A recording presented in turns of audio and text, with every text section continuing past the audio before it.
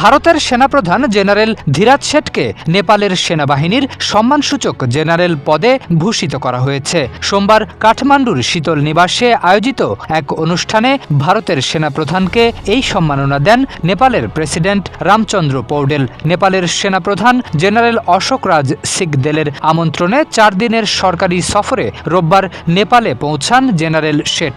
সফরের শুরুতেই দুই দেশের সেনাবাহিনীর পারস্পরিক সম্পর্ক আরও জোরদারের বিষয়ে আলোচনা করেন তিনি। ভারত ও নেপালের সেনাপ্রধানদের একে অপরের দেশের সেনাবাহিনীর সম্মানসূচক জেনারেল পদ দেওয়ার ঐতিহ্য চলে আসছে 1950 সাল থেকে। দীর্ঘদিনের এই প্রথাকে দুই দেশের প্রতিরক্ষা সম্পর্কের অন্যতম গুরুত্বপূর্ণ প্রতীক হিসেবে দেখা হয়। সম্মানসূচক পদ প্রদান অনুষ্ঠানে নেপালের ভাইস প্রেসিডেন্ট রামসহায় প্রসাদ যাদব, পররাষ্ট্রমন্ত্রী শিশির থানাল, নেপালে নিযুক্ত ভারতের রাষ্ট্রদূত নবীন শ্রীবাস্তব সহ দুই দেশের সামরিক ও সরকারি ঊর্ধ্বতন কর্মকর্তারা উপস্থিত ছিলেন। সফরকালে নেপালের সেনাপ্রধান জেনারেল অশোক রাজ সিকদেলের সঙ্গে বৈঠক করেন জেনারেল শেঠ।